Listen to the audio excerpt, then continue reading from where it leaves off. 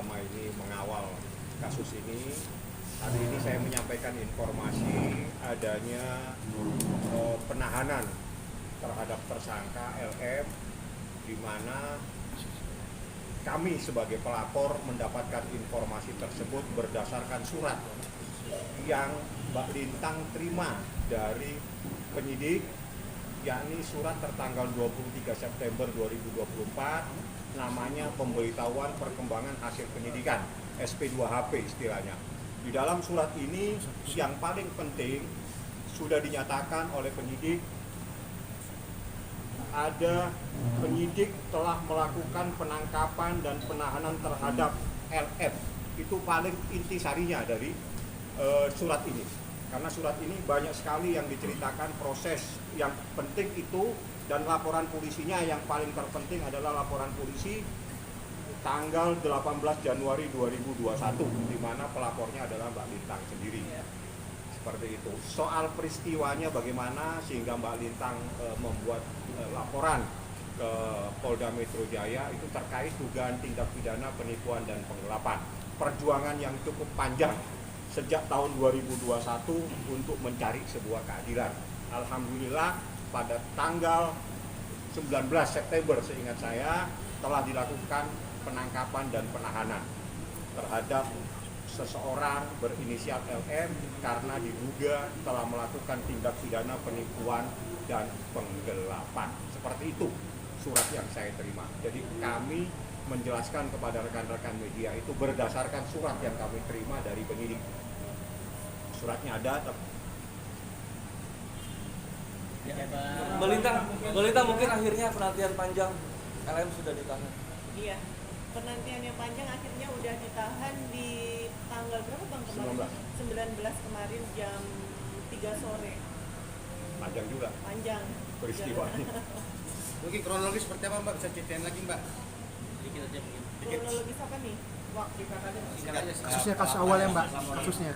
Peristiwanya. Iya, peristiwanya Di sini mungkin Mbak Lintang yang bisa jelasin. Peristiwanya itu di tahun 2021 20 ya Bang, yang waktu Covid. 2021 berawal dari pengadaan bansos DKI. Di situ SPK-nya yang dikasih lagi itu palsu. Mbak kerugiannya berapa? Laporannya di mana? Kerugiannya itu pertama kita pencairan di FS Capital itu 40 miliar. Dari 40 miliar itu dibelikan barang. Dari barang itu baru kembali sekitar 20 atau berapa gitu loh, saya lupa. Total masih berapa sih Bang total itu? Total ya tanggung jawab Mbak El dan satu-satunya Pak James itu hampir 30-an lebih ya. Jadi tanggung jawab atas kredit yang diberikan oleh kapital. Nah, perkara ini sebetulnya berawal dari adanya SPK pengadaan yang diduga suratnya itu tidak sesuai atau tidak sebagaimana mestinya. Nah, berdasarkan surat itu, Mbak Lintang mencairkan pertama kali di sini ya, Mbak? Iya. Ya, di sini disepakati 3,3 miliar. 3 miliar dulu. Jadi minta si LM ini minta 3 miliar dulu untuk mengambil SPK di DKI. Dari 3 miliar itu lalu dia mengajukan invoice untuk pembelian barang senilai 37 miliar. Nah, setelah diketahui bahwa SPK ini tidak sebagaimana mestinya atau tidak ada di dalam proses pengadaan ini, maka barang-barang tersebut harus dijual ya Pak ya.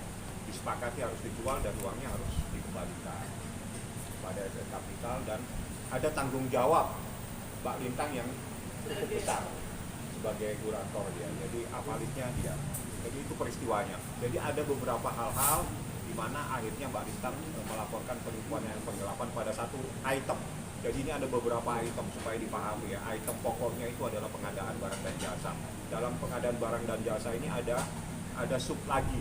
Subnya itu terkait barang-barang yang sudah dibeli. Nah, pada titik itulah Mbak Lintang melaporkan dugaan tindak pidana penipuan penggelapan. Seperti itu ya Pak? Iya. Perempuan ini luar biasa banget. Maling teriak maling.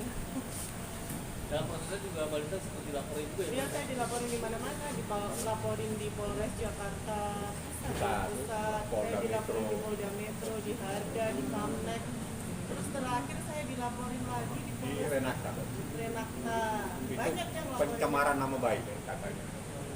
Bang kan ketika tanggal 19 itu saya ditetapkan jadi tersangka, mungkin pemerintah katanya dengan kakak bersyukur Tahan. Bahagia dong. Penantian yang panjang akhirnya terselesaikan dengan baik. Mbak, setelah proses ini adakah kontak dari pengacara ke sana, Mbak? Nggak ada. Bolehkah mungkin setelah LM ditahan, mungkin masih berharap kerugian kembali atau seperti apa? Mbak? Enggak, saya nggak berani. Kita udah beresin semua. Bang, Kalau tindak pidana penipuan penggelapan itu ancamannya itu maksimal 4 tahun. Tapi pasal ini menurut KUHAP adalah memenuhi syarat untuk dilakukan penahanan. Dan ada TPPU-nya. Nanti TPPU-nya pasti akan berjalan tersendiri dan itu ancamannya yang lebih berat.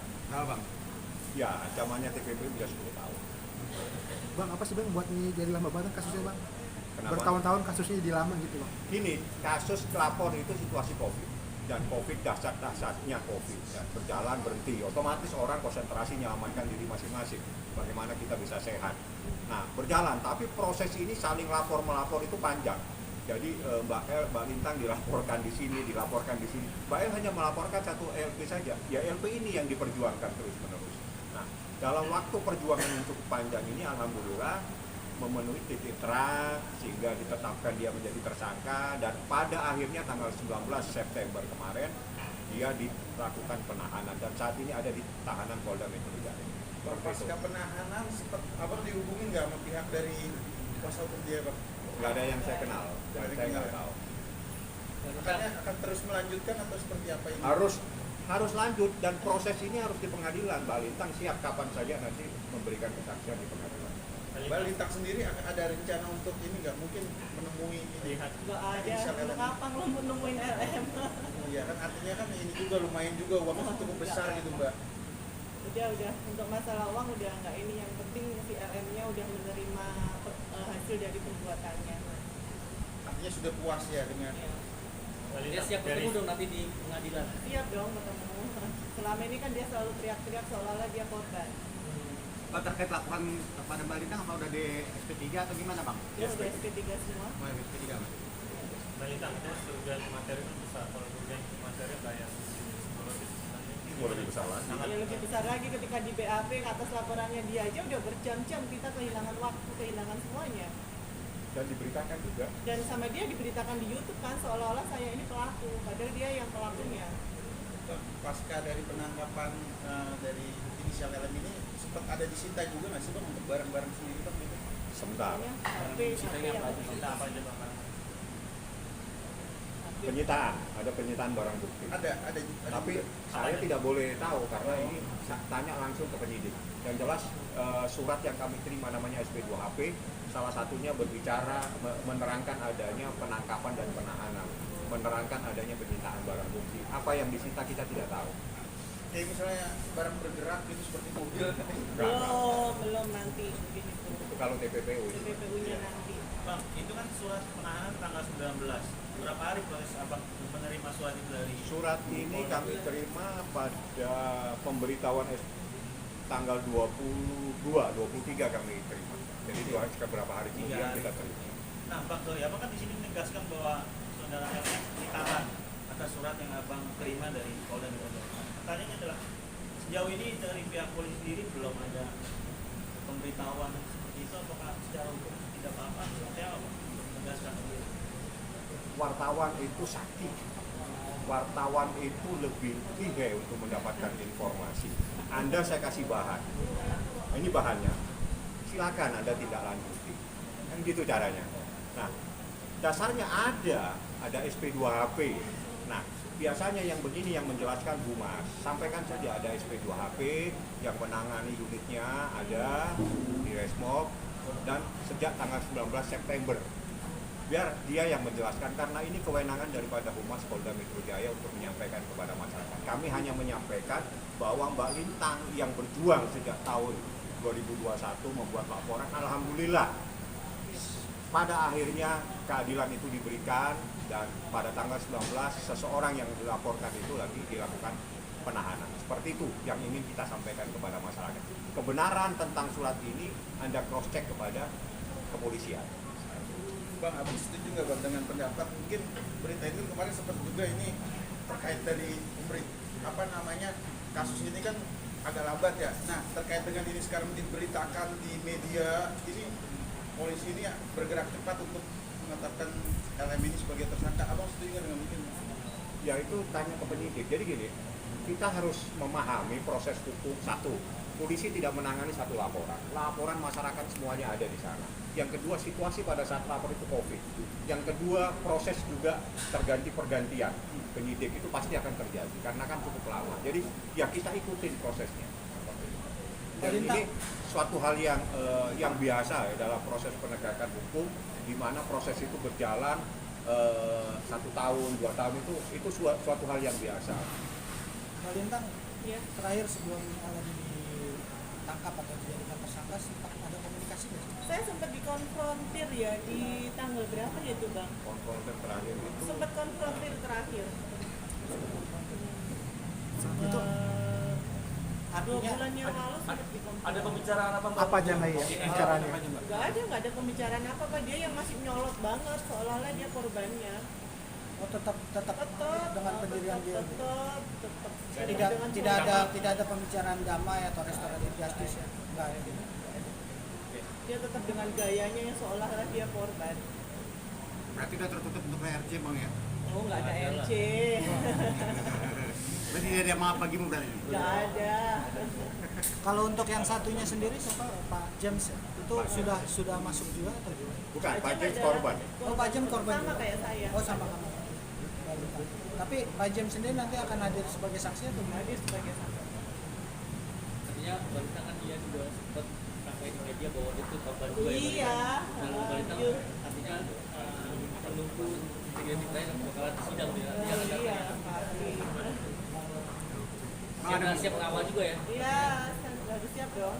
Bang ada kemungkinan untuk menuntut imaterial itu Bang? Kan tadi Material itu perkaranya di perdata. Kalau pidana ya apa yang menjadi bukti ya itulah yang akan tercantum dalam surat dakwaan. Tapi material nanti perkara perdata. Itu Balintang mungkin tidak akan sampai ke sana. Yang jelas dia mencari menuntut keadilan dan menyampaikan kepada masyarakat bahwa ini loh kejadiannya dan saya melaporkan adanya dugaan tindak pidana penipuan dan penggelapan terhadap seseorang dan saat ini seseorang tersebut ditahan. Seperti itu supaya masyarakat tahu bukan Mbak Lintang yang salah dalam perkara ini. Bang Pamil Cari sebagai fotonya dong Mas waktu ditahan. iya. Cari. Ada pesan apa Mbak? Ketika mau ketemu. Nggak ada pesan apa-apa, selamat menikmati hidup yang baru. Bang Pamil sebagai Iya. sebagai kuasa hukum Mbak Lintang kan kemarin juga dari pemberitaan segala macam kan selama ini apa tuntutannya cuma penggelapan dan penipuan. Apakah ada pasal berlapis seperti pencemaran nama baik? Tidak. Nggak ada. TPPU-nya ada. TPPU ada. TPPU-nya. Jadi sekedar itu aja Bang. TPPU-nya ditemukan juga. Oh, sudah. Sudah.